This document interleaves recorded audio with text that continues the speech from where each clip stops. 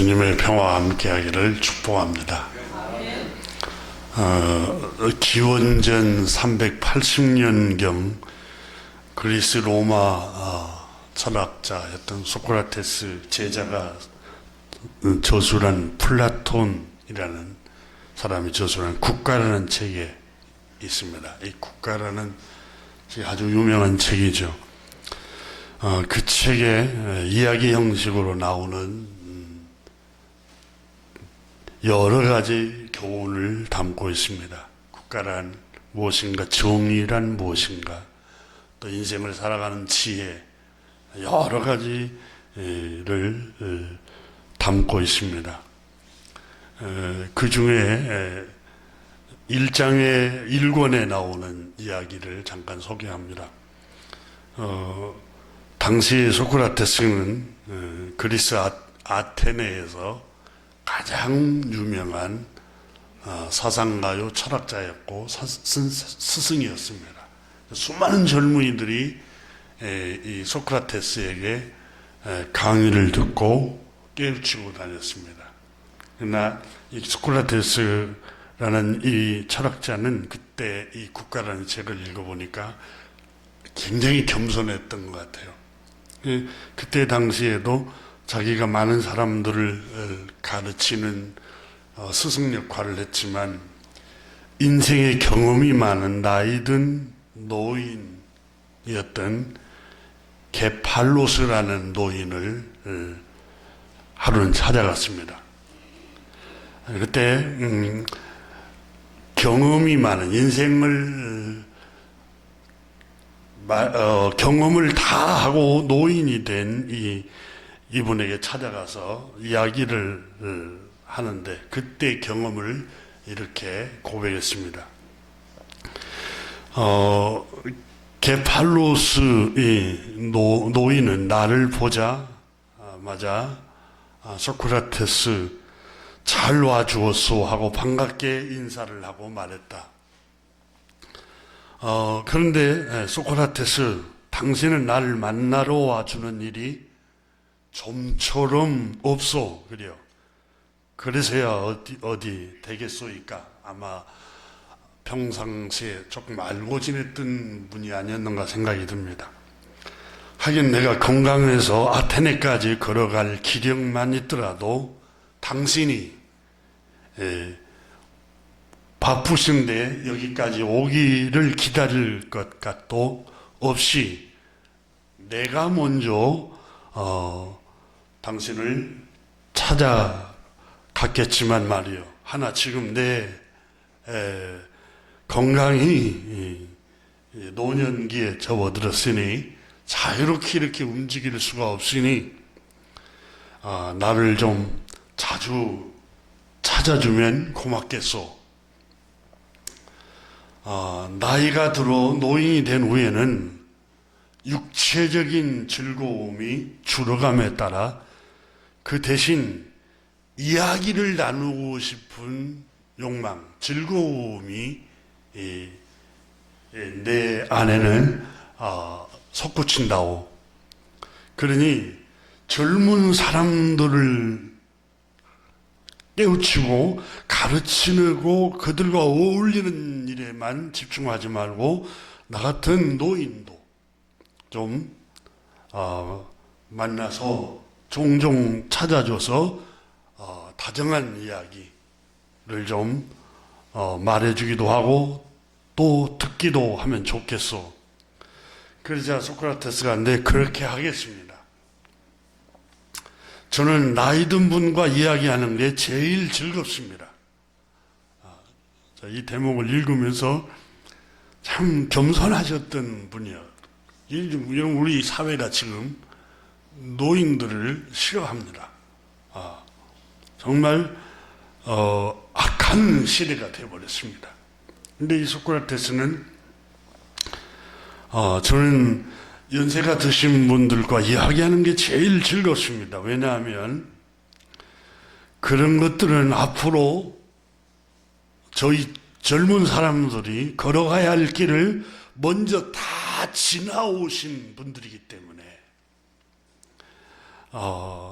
인생에 얼마나 많은 노하우, 지혜, 경험, 수많은 지식이 축적되어 있기 때문에 우리 이 젊은이들이 그 지혜를 그 노인들과 대화를 통해서 배워간다면 얼마나 인생이 풍요로워지겠습니까? 저는 그래서 연세가 드신 노인들과 대화하는 것을 즐거워합니다.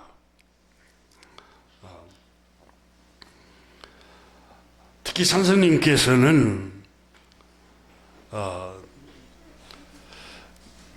우리의 인생길을 가는 길에 있어서 여러 경험담을 들려주시기 때문에 저는 즐거워합니다.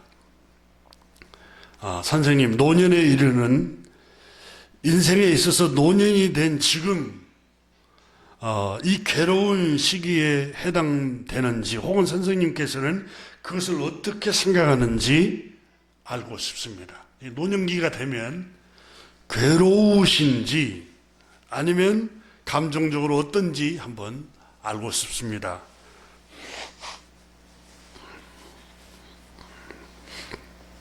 좋아요, 소크라테스. 그것이 내게 어떻게 여겨지는지를 말해주겠소.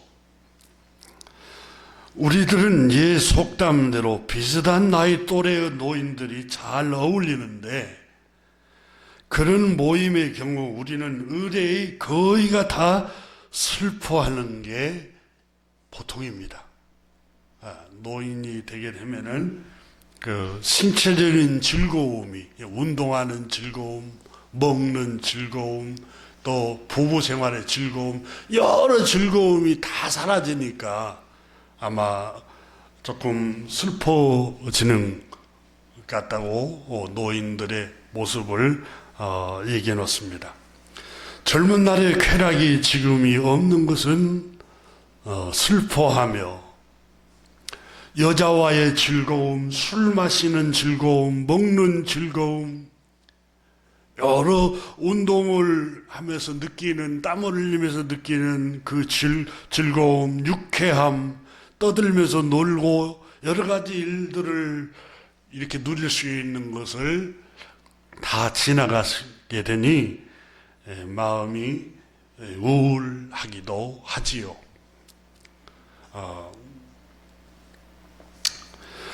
그리고 꼭 어떤 소중한 물건을 잃어버린 것처럼 옛날에는 행복하게 살았는데 지금은 살고 있지도 않는 것처럼 비탄에 잠길 때가 있다오. 여러분, 제가 소개하는 이 글을 읽으면서 여러분 부모님, 연세 드신 분들 감정을 한번 생각하면서 대하시면 지혜를 얻을 수 있을 것 같습니다. 개중에는 식구들이 나이 들었다고, 쓸모가 없다고, 노인이라고 푸대접한다고 투덜대는 노인들이 내 주위에는 상당히 많아요. 그런 일로 해서 나이 많은 자기들에게 얼마나 큰 불행의 원인이 되고 있는지 모른다고 하소연들을 하지요. 그러나 소크라테스, 내가 생각하기에 아무래도 그 사람들의 불행의 참된 원인, 근원적인 원인을 잘못 알고 있는 것 같소. 이렇게 말을 합니다. 왜냐하면 나이가 많은 게 진짜 원인이라면 나 역시 똑같은 경험을 맛보았을 테고, 또한 나 말고 이런 나의 이런 모습과 같은 사람이라면 누구나 다 똑같이 이런 경험을 했을 텐데 나는 그렇지 않소. 그리고 나와 같은 사람들이 주변에 꽤 많소. 작가인 소포클레스도 그런 사람 중에 한 사람이지요. 언젠가 이 작가인 소포클레스라는 사람에게 누군가가 질문을 했는데 내가 마침 그 옆에서 듣고 있었는데 어떤 사람이 이 사람 노인 작가에게 와서 이렇게 물었답니다. 요즘 육체적인 쾌락, 여자 재미를 즐길 수 있나요? 이 물음에 소포클레스의 대답은 이랬어. 이 사람아, 그런 소린 집어치우게나. 나는 거기에서 벗어난 것을 다시 없는 기쁨으로 알고 있네. 이를테면 아주 사납고 무서운 폭군에게서 가까스로 도망쳐 나온 기분이란 말이야. 젊었을 때 그 욕망, 그 유혹, 그 억제할 수 없는 그 유혹에서 자기가 해방된 거, 그걸 굉장히 즐겁게 생각한다오. 그걸 못 즐겨서 아쉬워하고 불평하는 게 아니라 이 노인 중에는 이렇게 지혜롭게 생각하는 노인들이 있다는 거예요. 여러분, 조선시대에 거의 다 왕들이 50을 못 넘었잖아요. 거의 여러분 육체의 쾌락, 후궁들이 얼마나 많아요. 빨리 죽잖아요. 그래서 이 작가는 이렇게 표현했어요. 사납고 무서운 폭군이라고 표현을 했어요. 이 육체의 정욕을. 그래서 가까스로 도망쳐 나온 게 얼마나 다행인 줄 모르고. 난 그때 이 소포클레스의 대답을 명언이라고 생각했어.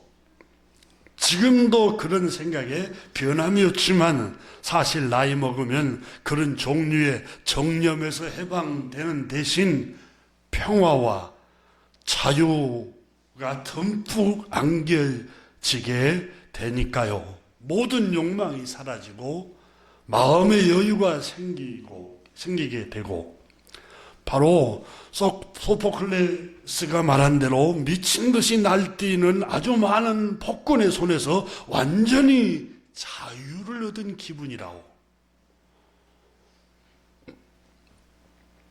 뭐 이런 일들은 가족들 관계 일이든 결국에 그 원인은 딱 하나밖에 없다고. 그것은 소크라테스 나이 많은 게 원인이 아니고 그 사람 성격 탓이요.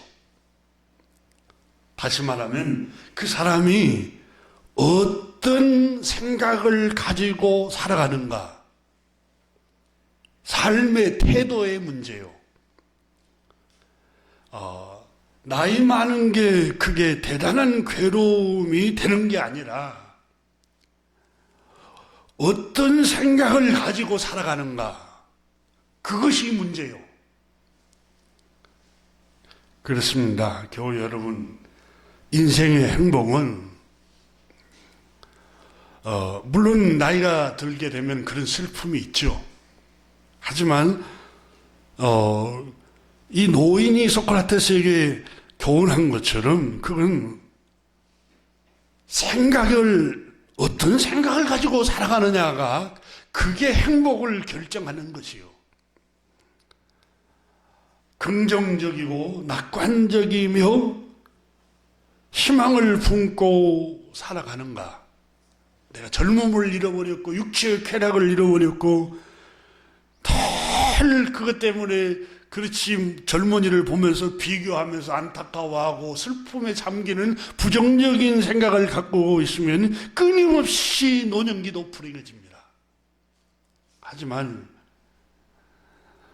자유를 얻었고 이제는 그런 욕망, 그런 유혹, 그런 것들로부터서 자유를 얻고 평안함을 얻고 여유를 가질 수 있다는 인생의 그 성숙함을 가지고 긍정적으로 생각하면 한없이 인생이 긍정적으로 밝게 살아갈 수가 있는 것입니다.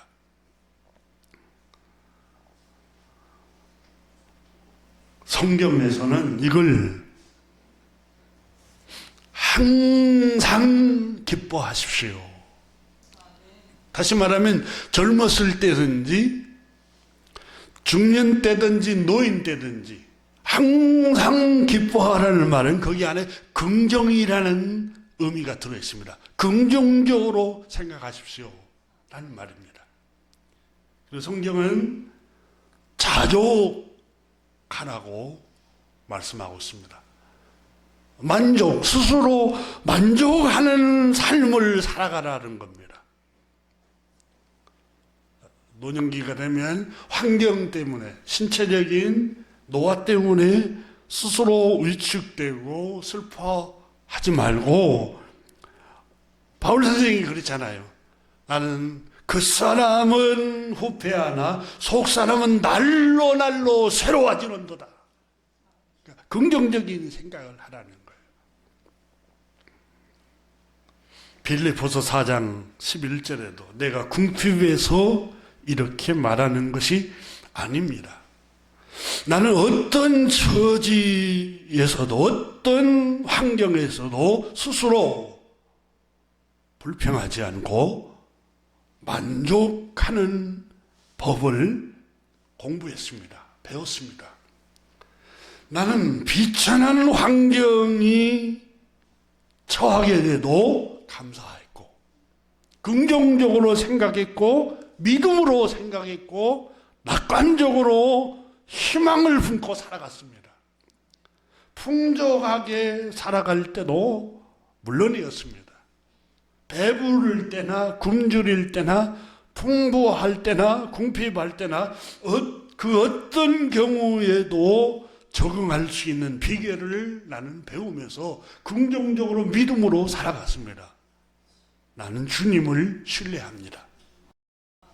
나는 신실하신 하나님을 믿기 때문에 내게 능력을 주십니다. 그렇게 살아갈 수 있도록. 기쁨으로 낙관적으로 긍정적으로 살아갈 수 있도록. 그래서 나는 주 안에서 모든 환경, 모든 것을 할 수 있습니다. 이렇게 고백을 했습니다. 여러분 우리가 창조주 하나님을 믿고 구주 예수 그리스도를 믿는 우리 그리스도인들이 누구입니까? 믿음으로 사는 사람들입니다. 다시 말하면 말씀은 신명기서에 모세가 이스라엘아 40년간 물 없는 사막, 정갈과 뱀이 우글거리는, 전염병이 우글거리는 그 위험한 땅을 지나 하나님이 너희를 40년 동안 인도했을지라도 너희가 무척 고생하고 고통스러운 나날을 보냈지만 하나님은 너희를 단련시키기 위해서였다. 겸손함 그리고 말씀 중심으로 살도록 단련시키기 위함이었다. 그리고 마침내 마지막에는 복을 주시려고 했던 것이다. 여러분 이게 낙관적인 완전히 인생을 낙관적으로 바라본 게 믿음의 세계예요. 그러니까 하나님을 믿는다는 게 여러분 항상 희망을 품는 거예요. 희망을. 항상 소망을 품고 희망을 품고 낙관적으로 생각하고 마침내는 행복을 가져올 것이다 라는 그 믿음을 가지고 살아가는 게 여러분 하나님을 믿는 사람들이에요.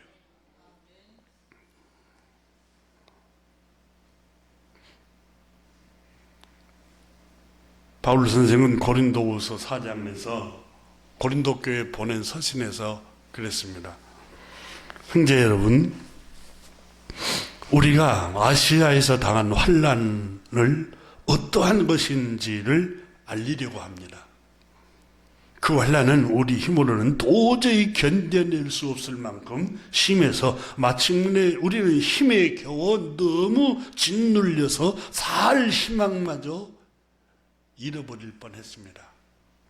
우리는 이미 마음의 사형 선고를 받은 몸이라고 느꼈습니다. 그러니까 자살하고 싶은, 인생을 포기하고 싶을 만큼 고통스러웠다는 겁니다. 근데 그 와중에도 희망을 품었습니다. 그것은 우리로 하여금 우리 자신을 의지하지 말고 오직 죽은 자를 다시 살리신 하나님만 의지하고 신실하신 하나님을 신뢰하려는 하나님의 계획이 있었다는 걸 믿었습니다. 그런 절망 중에도 늘 희망을 품고 살았어요. 그 고린도후서 1장에 바울 선생이 고백합니다.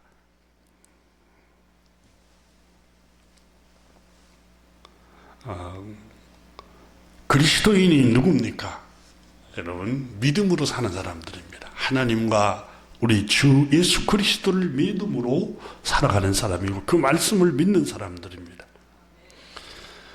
여러분, 비교하면 끊임없이 어디 깊은 어두움의 굴 속으로 더 밑으로 내려가는 것과 같습니다. 불행해져요. 비교하면 비교할수록 불행해져요. 계속해서 젊은 사람들하고 비교하고 또 나보다 더 나은 사람들하고 비교하고 또 환경적으로 더 좋은 사람들하고 비교하면 끝이 없어요. 여러분, 정말 저 전쟁터에 전쟁이 난 국가를 생각해 보세요. 평화로운 나라에서 산다는 게 얼마나 감사한지 몰라요. 여러분, 병원에 한 번씩 다녀보죠.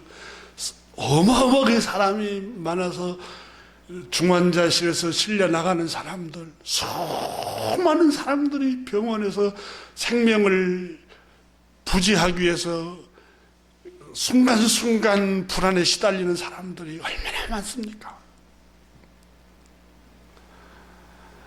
열악한 제3세계 국가를 보세요. 가까운 여러분 북녘 땅 우리 동포들만 생각해 보세요. 무슨 정치적인 자유가 있습니까? 경제적인 자유가 있습니까? 여행의 자유가 있습니까? 수많은 사람들이 아직도 여러분 평양시 밖에는 굶어 죽어가는 사람들이 많고,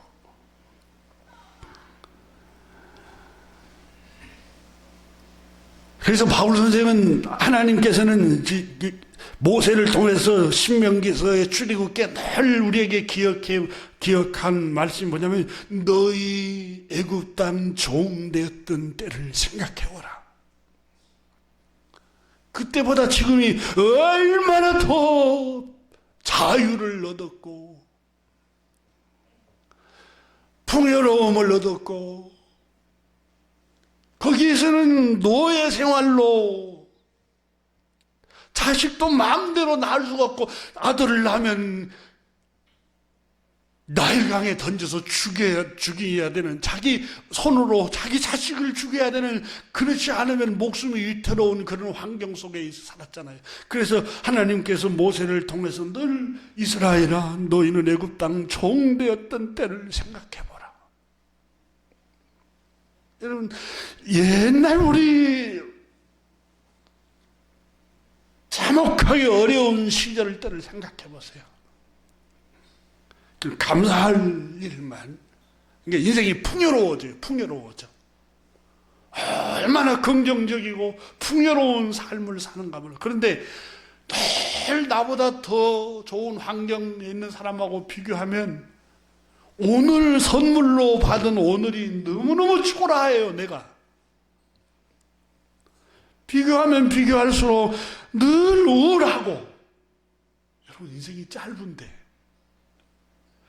행복하고 즐거워하고 기뻐하고 평안을 누릴 시간도 짧은데 그 주어진 시간에 왜 우울하게 생각하면서 비교하면서 사냐 그 말이에요.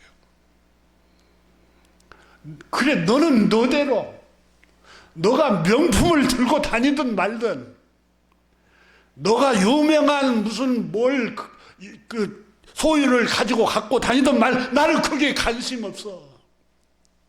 나의 마음속이 늘 평안해. 나의 마음속이 늘 평안해. 악한 죄 파도가 많으나 마음이 늘 평안해. 여러분, 소크라테스에게 교훈했던 그 노인이, 아테네 한 노인 지혜자가 노년기에 자유를 얻게 되고 육체의 즐거움을 잃은 것이 슬픈 일이 아닙니까? 아니요. 그것 때문에 우울하지 않소. 자유를 얻었고 평안을 얻었고 이렇게 여유를 얻었어. 우리는 이게 얼마나 기쁘고 얼마나 즐거운지 모르고, 이 긍정적으로 생각하면 여러분, 하루하루를, 소중한 하루를 즐겁고 하나님 주신 것을 의미 있게 살아갈 수 있습니다. 데살로니가 교회에 보낸 서신에서도 바울 선생은 감옥에 있으면서도, 빌립보서에도 감옥에 있으면서도 빌립보서 옥중서신이잖아요. 항상 기뻐하십시오. 내가 다시 말하노니 기뻐하십시오. 여러분, 나 같은 사람은 감옥에 있는데도 찬송을 부르고 감사를 드리는데, 여러분, 자유의 모험 아닙니까? 빌립보 교우 여러분. 여러분을 누가 억압하는 사람도 없고 감옥에 쇠사슬로 묶어 넣는 사람도 없는데 왜 그렇게 우울하게 살아가십니까? 기뻐하십시오. 이렇게 바울 선생이 말씀을 했습니다. 데살로니가 전서 5장 16절에서도 항상 기뻐하라. 어려운 일을 당하고 힘에 겨워서 견딜 수 없거들랑 쉬지 말고 기도로 하나님을 의지해라. 범사에 감사하라. 그리고 마지막 절에 뭐라고 하는 줄 아세요? 이는 너희를 향하신 하늘 아버지의 뜻이다. 하나님 아버지의 뜻은 우리가 항상 기뻐하고 감사하면서 하루하루 여러분 즐거운 마음으로 살아가는 것입니다.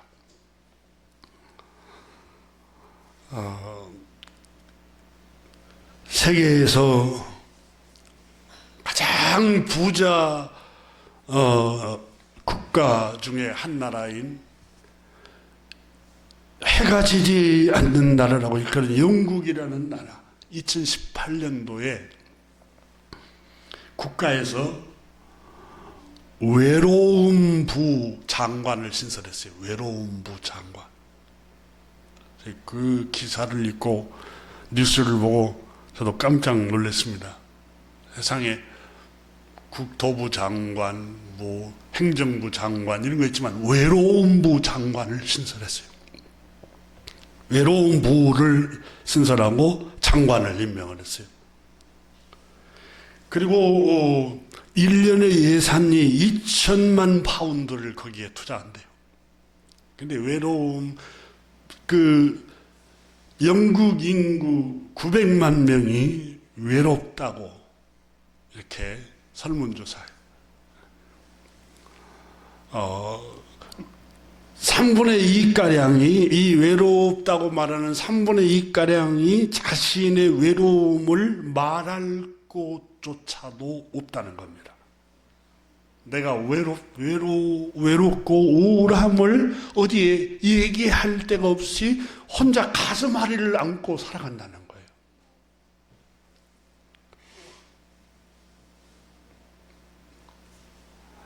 거예요. 과학자들은 외로움은 하루에 담배 15개비를 피우는 것만큼 건강에 해롭다, 이렇게 말했습니다. 우울증, 고독, 이 외로움, 이 마음의 질병은 돈으로 해결이 안 됩니다. 돈으로. 참 신비하지 않습니까?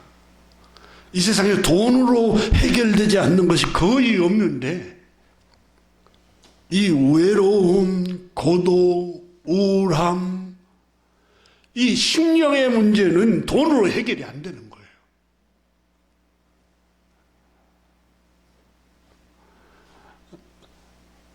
우리는 창조 때 처음 창조주 하나님이 지었을 때를 그때를 생각하면서 돌아가야 됩니다. 여러분 창세기 1장에 보면 하나님이 천지를 창조하시잖아요. 빛, 어둠, 바다, 궁창, 우주, 육지, 모든 생물, 나무, 조류, 바다의 생물들, 땅의 동물들, 그리고 마지막 날 인간을 창조했습니다. 이 어우러져 가면서 조화롭게 살아가라는 거예요. 그리고 마지막에 하나님께서 아담과 하와를 창조하고 하신 말씀이 뭡니까? 생육하고 번성하고 땅에 충만하라. 그래서 서양에는 여러분 이 말씀 그대로 믿고 타산을 합니다. 타산. 생각해 보세요. 우리가 생각해 볼 때 영국이라는 나라에서 건너간 게 미국, 그리고 프랑스, 영국에서 건너간 게 캐나다, 그리고 저 뉴질랜드, 저 호주, 이 여러 대륙으로 영국의 조그마한 섬나라인데 어떻게 인구가 이렇게 많지? 캐나다에 그때 아이들 있는데 잠깐 방문했는데 그 영국에서 건너온 그 백인들은 자녀들을 거의 7, 8명, 10명씩 지금도 그리고 가족들하고 같이 살아가는 거예요. 가족들하고. 물론 산업화가 돼서 그렇지 않는 사람도 있지만 일반적으로 그렇게 살아가요.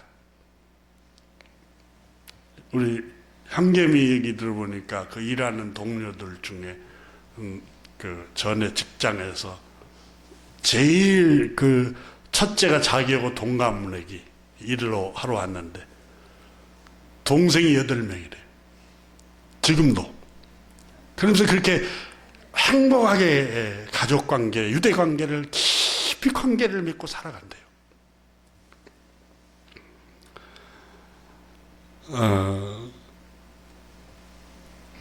지금 시대가 여러분 산업화가 돼가지고 핵가족 시대가 돼버렸잖아요.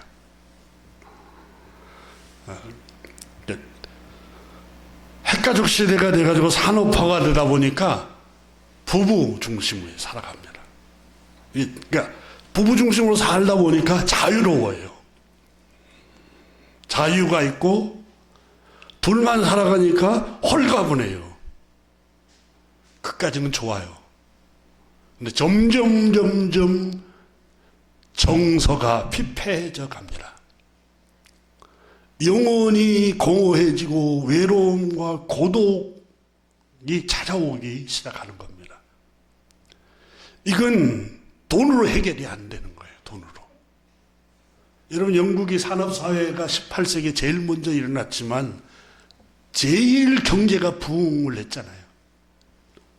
그 경제로 인간의 영혼의 문제, 이 외로움, 고독, 우울함, 이 불안한 문제를 해결할 수가 없으니까 외로움 장관을 임명을 해서 외로움 문제를 해결하라고 하는데 수십만 파운드를 예산을 투입하지만 해결이 안 되는 거예요. 창조 원리로 돌아가야 돼요. 우리는 더불어 살아가는 법을 배워가야 돼요. 오늘은 마지막 주일인데 내일은 명절입니다, 여러분.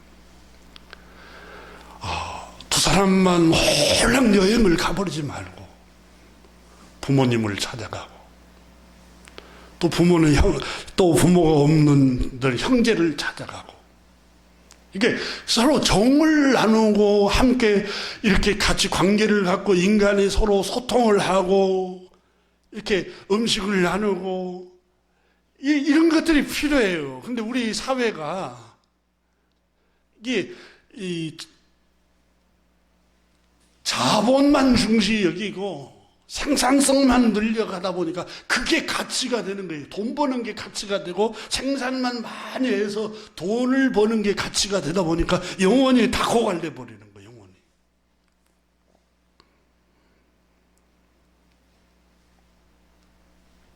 가족들과 한번 내일 쉬면 밤새도록 얘기도 하고 그러세요.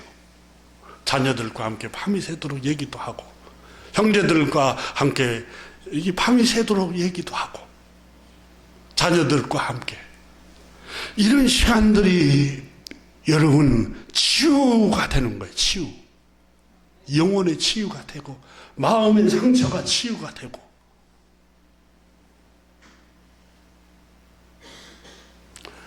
저희 장모님 제주도 혼자 사시면서 늘 외로워서 딸을 그리워해. 딸을. 그래서 하루에 한 번씩 전화를 오랫동안 해드려도 다 기다리기만 외로우니까.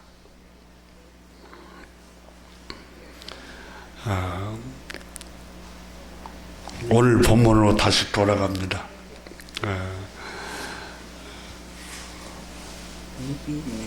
로마서 12장에서 그러므로 형제 여러분, 여러분은 몸을 다시 살려주고 구원해 주신 하나님께 여러분 몸을 헌신하십시오.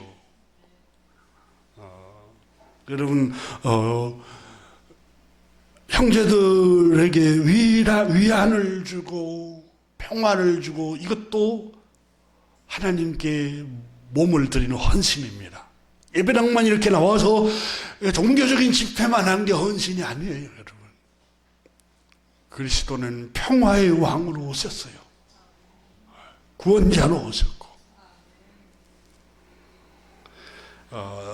그 성경을 표준으로 삼고 인생을 살아가는 유태인들은 그래서 전통적인 유태인 가정은 여러분 행복한 가정으로 소문나잖아요. 그 3대가 같이 사는 거예요. 3대가. 그래서 할아버지가 말씀을 가르쳐요. 할아버지가. 아버지도 듣고 손자 손녀들도 거기서 들어요. 말씀을 들어요. 정말 좋은 전통이에요. 근데 사단은 그걸 파괴해 버렸어요. 돈을 쫓아가라고.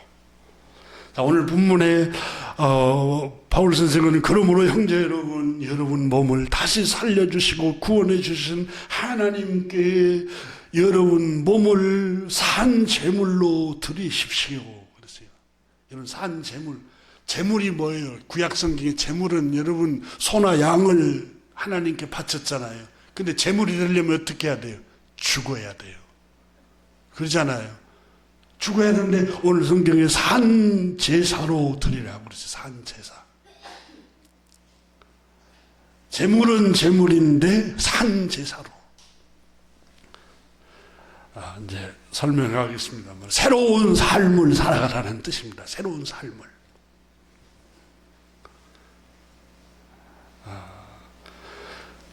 하나님께 산 제사로 여러분 몸을 하나님이 기뻐하시는 거룩한 산 제사로 드리십시오. 이것이 여러분이 구원받는 사람들이 드려야 할 영적 예배입니다. 영적 예배가 그러면 구체적으로 무엇입니까? 너희 이 시대를 본받지 않는 생활을 하십시오. 언급했습니다만 이 시대는 악하고 음란하다는 것. 네. 정결한 생활을 하십시오. 경건한 생활을 하십시오. 성적인 문란한 생활로부터서 완전히 돌아서십시오. 그것이 영적인 예배입니다. 그 얘기를 하고 있는 겁니다.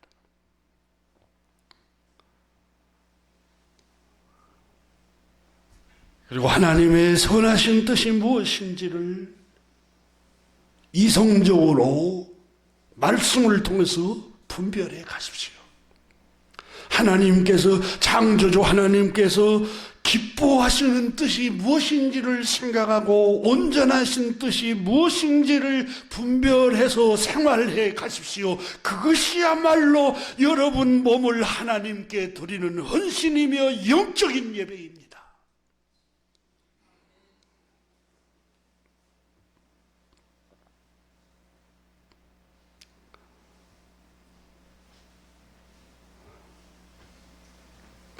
로마서 6장에서도 바울 선생은 이와 같이 하나님의 은혜로 너희가 그저 주신 은혜로 믿음으로 구원을 얻고 하나님이 너희를 살려주셨으므로 너희 자신을 죄에 대하여 죄에게 드리지 말고 죄에 대하여 죽은 자요 하나님 그리스도 예수 안에서 하나님께 대하여는 살아있는 사람들이라는 사실을 생각하십시오. 살아있는 자로 여기십시오. 이와 같이 여러분도 여러분 스스로가 죄에 대하여 죽은 사람이요 하나님에 대하여는 그리스도 예수 안에서 살아있는 사람이라는 것을 알아가야 합니다. 그리스도인이 누구입니까? 죄에 대하여는 죽은 사람들입니다. 이 말씀이 무엇을 의미할까요? 여러분, 살아있는 물고기를 한번 생각해 보십시오. 강을 거슬러 올라갑니다. 물은 위에서 아래로 내려오는데 그걸 거슬러 올라가는 게 살아있는 물고기입니다.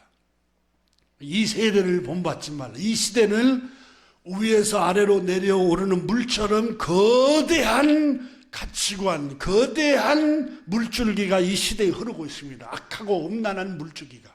근데 그걸 거슬러 그 반대로 경건하고 정결하고 선하고 하나님이 기뻐하시는 뜻을 추구하는 생활로 거슬러 올라가는 게 그리스도인이라는 거예요. 이것이 구원받은 그리스도인의 생활입니다. 새 생활. 너희는 마음을 새롭게 하여 오직 변화를 받아 새로운 생활을 하라 그 말입니다. 정말 그리스도인들, 구원받은 그리스도인들은 새 생명을 가진 사람들인데 바로 새 생활을 해나가는 사람들입니다. 죄에 대하여는 철저하게 죽은 사람들입니다.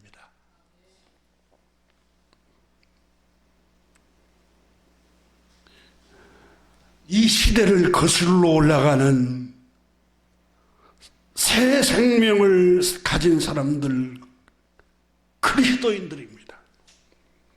그리스도인이 누구입니까? 이 시대를 거슬러 올라가는 산 물고기와 같은 사람들입니다. 악하고 음란한 삶이 물줄기인데 대부분 다 그렇게 사는데 구원받은 그리스도인들은 그런 삶으로부터서 완전히 청산하고 경건하고 새로운 생활을 해나가는 사람들이, 경건한 생활을 추구하는 사람들이 구원받은 그리스도인입니다.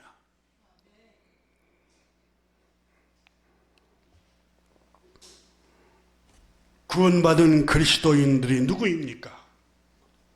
이 시대를 거슬러 올라가는 사람들입니다. 여러분 꼭 기억해야 됩니다. 정말 값없이 믿음으로 아무 어려움도 없이 죄사함을 받고 예수님을 마음에 주님으로 영접해서 구원받은 그리스도인은 구원을 얻었고 죄사함을 받은 사람들입니다. 그런 사람들은 어떤 생활을 합니까? 새로운 생활을 해갑니다. 이 시대를 거슬러 올라가는 생활을 추구하는 생활을 하는 겁니다. 디모데후서 3장 1절에 마지막 때 어려운 시기가 닥쳐오리라는 것을 알아두십시오. 그때 사람들은 이기주의에 흐르고 늘 자기중심적으로 흘러가요. 그때. 근데 그리스도인은 누굽니까? 다 타인을 배려합니다. 이게 그리스도인이에요.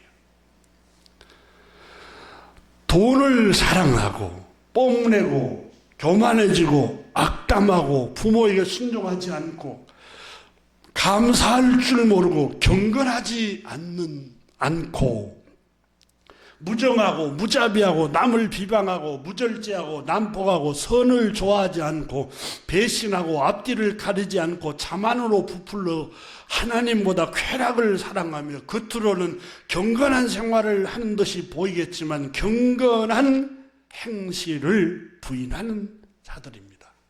이런 사람들을 멀리하십시오. 이런 자들로부터 돌아서십시오. 이런 생활로부터 완전히 턴하십시오. 이것이 그리스도인입니다.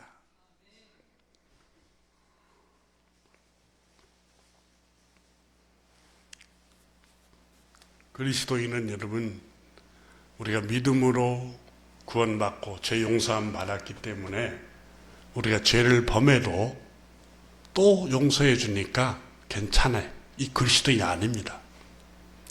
진짜 그리스도인은 새로운 생활로 턴합니다. 새로운 생활을 하는 거예요. 새로운 생활. 이게 구원받은 사람들의 표시예요. 행위로 의로워질 수는 없어요. 구원에 이를 수는 없어요. 그래서 주님께서 선물로 긍휼하심으로 구원을 주셨어요. 우리는 죄와 저주와 하나님의 진노받아야 할 사람인데 그런 은혜를 입었어요. 갚을 수 없는 은혜를 입은 거예요.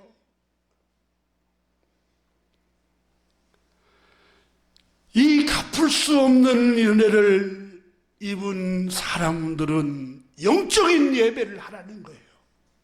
너희 몸을 거룩한 산 제사로 드리라는 거예요.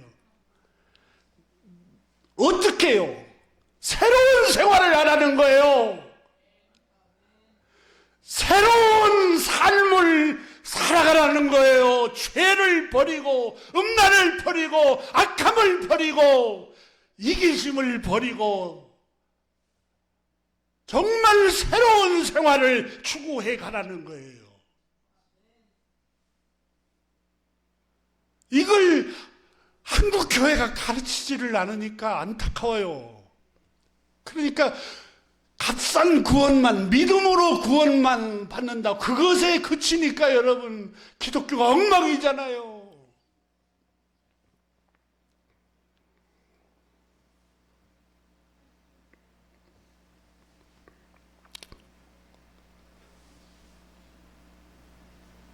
우리 주님께서는 바울 선생 오늘 본문에 말씀합니다. 너희는 정말 형제들아, 너희가 하나님의 그저 주시는 은혜로 너희가 살리심을 받았으므로 구원을 얻었으므로 너희 몸을 이제 하나님께 헌신해라.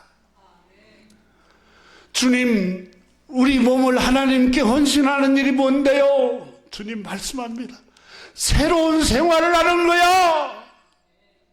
새로운 삶을 사는 거야. 경건한 삶, 성결한 삶, 착하고 선한 생활을 하는 거야. 평화를 만들고 서로 사랑하고 이런 착하고 의로운 생활을 하는 것이 하나님께 헌신이야. 여러분, 누가 이걸 하나님께 헌신이라고 하겠어요? 교회에 헌금 많이 바치고 교회 집회 열심히 막 하고 모임 쫓아다니고 그게 하나님께 헌신이라고. 그것도 헌신 중에 하나지만 본질은 겨우 여러분 우리 몸을 하나님께 거룩한 산 제사로 드리는 새로운 생활입니다.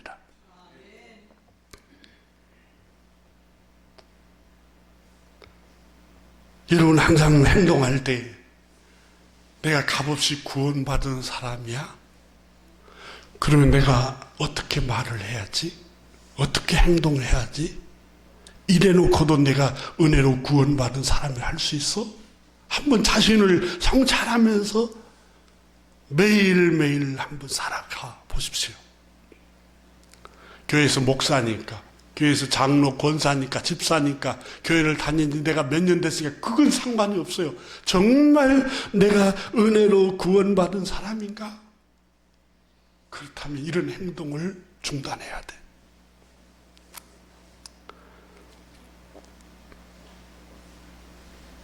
골로새서 3장, 그러므로 여러분이 그리스도와 함께 살려주심을 받았으니 위에 있는 것을 추구하십시오. 땅의 이 시대를 거스리고 위에 있는 것을 추구하십시오. 거기는 그리스도께서 하나님의 오른편에 앉아 계십니다.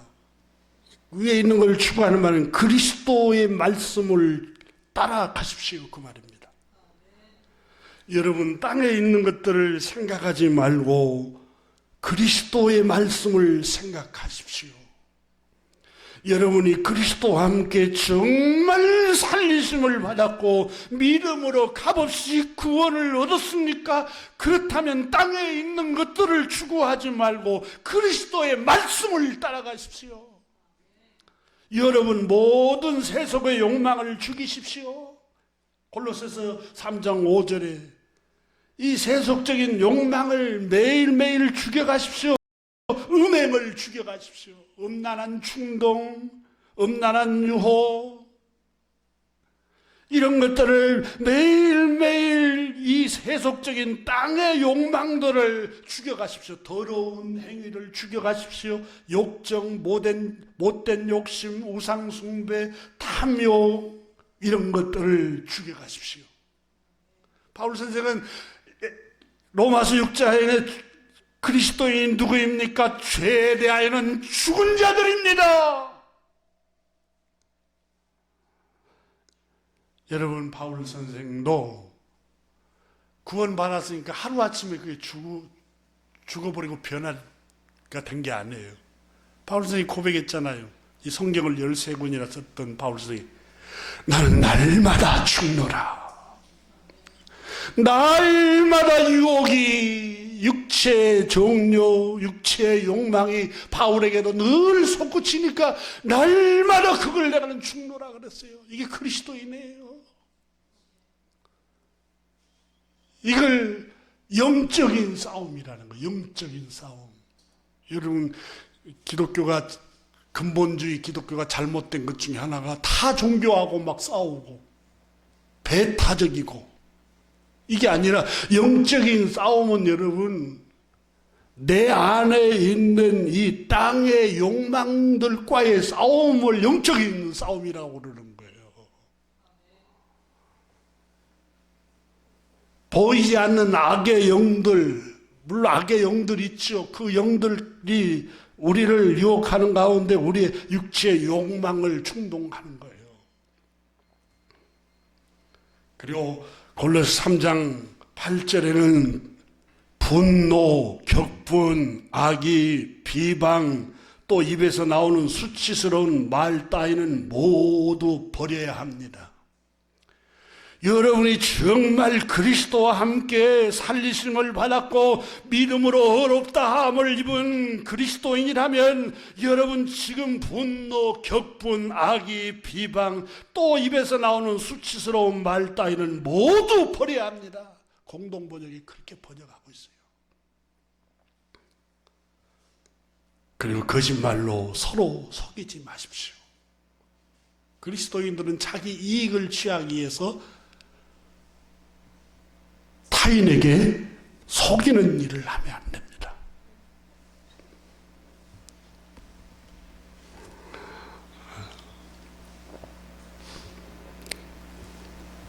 바울 선생은 계속해서 골로새서 3장 12절에 그러므로 믿음으로 의롭다함을 입고 그저 주신 은혜로 믿음으로 값없이 구원을 얻은 여러분, 하나님의 택하심을 받은 거룩하고 사랑받은 사람답게 살아가십시오. 정말 하나님의 은혜를 입은 사람답게 사는 게 뭘까요? 바울 선생님 골로새 3장 12절에 이 공동 번역은 이렇게 번역한 동정심을 가지십시오. 정말 여러분이 믿음으로 구원을 얻었다면 동정심을 가지십시오. 그리고 친절함을 가지십시오. 겸손함과 온유함과 오래 참음을 옷 입듯이 입으십시오.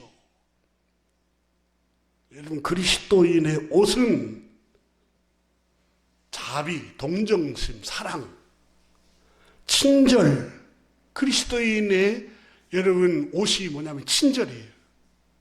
그리스도인의 옷이 친절, 동정심, 거룩함, 정결함, 경건함, 겸손, 온유, 오래 참음. 이게 그리스도인의 옷이에요. 우리는 이 명품의 옷을 입고 있는 거예요. 이 세상의 최고의 명품의 옷이 사랑의 옷을 입고 있고, 친절의 옷을 입고 있고, 동정심의 옷을 입고 있고, 배려의 옷을 입고 있고, 겸손과 온유와 오래 참음의 옷을 여러분 착용하십시오. 이것이 구원받은 그리스도인의 모습입니다. 바울 선생은 그렇게 우리에게 말씀하고 있습니다.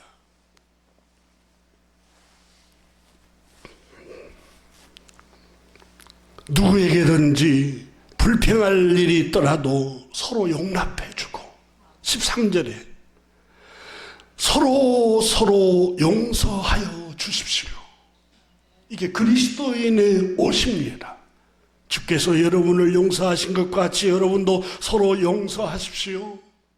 이 모든 것 위에 사랑을 실행으로 옮기십시오. 사랑은 온전하게 하는 묶은 띠입니다.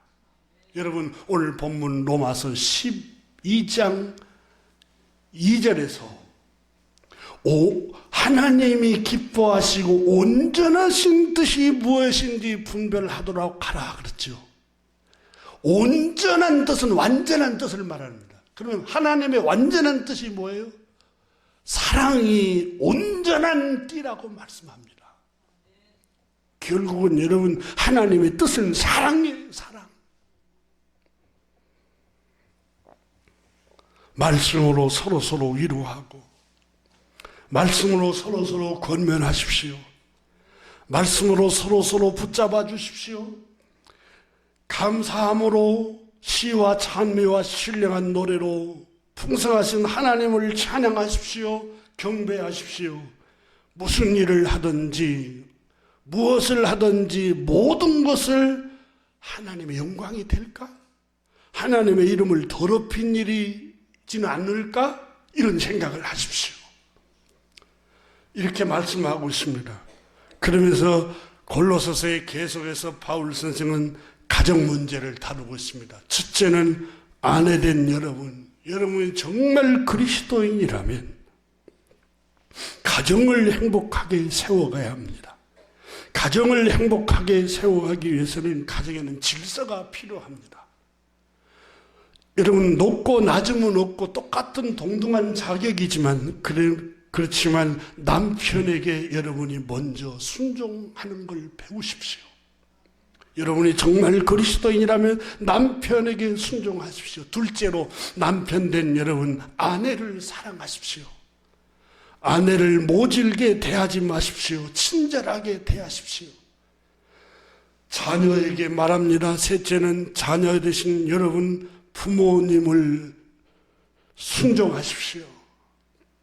부모님을 순종하는 게 주님을 기쁘시게 하는 일입니다. 마지막으로 아버지, 어머니에게 권면합니다. 아버지가 되신 여러분, 어머니가 되신 여러분, 자녀들을 분노를 쌓이게 하지 마십시오. 여러분 아들과 딸들에게 격분하게 하지 마십시오. 상처를 주지 마십시오. 그 말이에요. 여러분 욕망 때문에, 내 아이는 이런 사람이 돼야 돼. 이런 사람이 되기 위해서는 막 다그치고 자기 욕망대로 계속해서 막 밀어붙이고 그럼 아이가 상처를 받습니다. 여러분, 그래서 바울 선생 골로새서 3장에 여러분이 정말 믿음으로 구원을 얻은 사람, 아버지 어머니라면 자녀에게 분노를 쌓이도록 하지 마십시오. 여러분, 자녀에게 효도, 부모에게 순종해라 했잖아요. 그 말씀만 하지 않습니다. 부모가 자녀에게 해야 할 의무가 분노를 쌓이지 않게 하라는 겁니다. 다시 말하면 항상 용기를 주고, 우리 아빠는 항상 희망을 줘. 내가 잘못했을 때도 내 손을 꼭 잡아주면서 괜찮아, 다시 하면 되지. 아니야, 너 건강하면 된다. 이렇게 용기를 주고 힘을 주고 자녀에게 위안을 주십시오. 자녀에게 꿈을 심어주십시오. 희망을 주십시오. 그들의 길을 꺾지 마십시오. 이렇게 성경은 번역합니다. 이것이야말로 값없이 하나님의 긍휼하심으로 구원받은 사람들의 영적 예배입니다. 기도하겠습니다. 하나님 아버지,